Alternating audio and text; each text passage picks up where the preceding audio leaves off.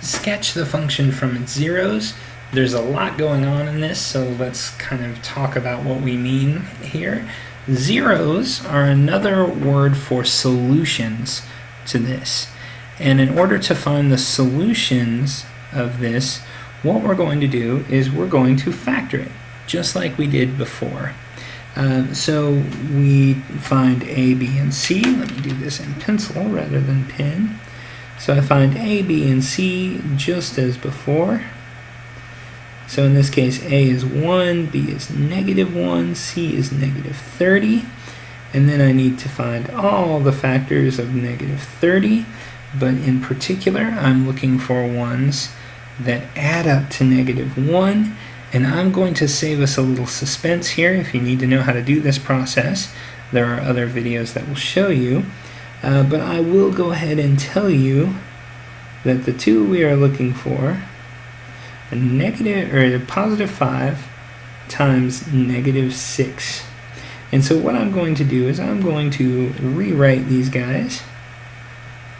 So I'll take my b squared, then I'm going to bust this up and I'm going to say plus 5b minus 6b minus 30. And now I'm going to make these into two of my binomials, factor them out. This one, the only thing they have in common is a b, so that's going to leave me with b plus 5. And then over here, the only thing these two have in common is a -6. So I'll say minus 6 times b plus 5. And so now I have a b plus 5 there, a b plus 5 there.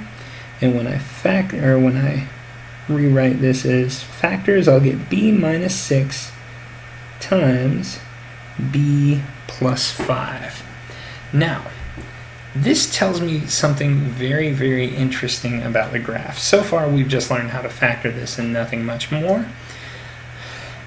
But if this thing is going to equal 0, remember we call these zeros? We call them 0 because we're very interested in the points on the graph where this equation is equal to 0. These are called the x-intercepts. And to find where those are equal to 0, what I need to say is that either this term equals 0 or this term equals 0. So I have two options for multiplying something together and getting 0.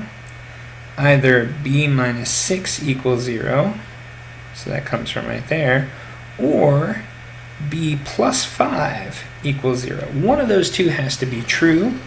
So I can tell you that b is going to be either 6 by adding 6 to both sides, or b is going to equal -5 by subtracting b from them, or subtracting 5 from both sides. So here are two solutions to this equation, and those are our zeros. So what I can do, since I was asked to sketch this function, is I just go ahead and draw a set of axes. If you have these given for you, you can make a much more accurate drawing. But I'm just going to add some tick marks on here so we can see what we're doing. 1, 2, 3, 4, 5, 6, 7, 8, 9, 10. That'll get us. 2, 3, 4, 5, 6, 7, 8, 9, 10. All right. Our zeros, our solutions that we found through this technique, are 6. So I'd go to the 6 on the x-axis. 1, 2, 3, 4, 5, 6. 2, 3, 4, 5, 6. Easier said than done. So there is a 6. And at -5. 1, 2, 3, 4, 5. So these are the 2 points where this graph is going to cross the x-axis. Now I have one more thing to do before I can sketch this, and this is just a sketch. We're not trying to be hyper accurate here. Is to look at A. If A is positive, this thing is going to be U-shaped and look like this. If A is negative, it's going to look upside down, kind of like a rainbow. In this case, A is positive, so we're going to sketch the graph to look like that. Now this isn't super accurate. If we wanted to be much more accurate, we would need to find what's called the vertex, the lowest point on this. However, for this one, it's just a sketch. We just need a rough outline of how this looks, and so long as it crosses at those 2 points, the zeros that we found, that sketch will be good enough.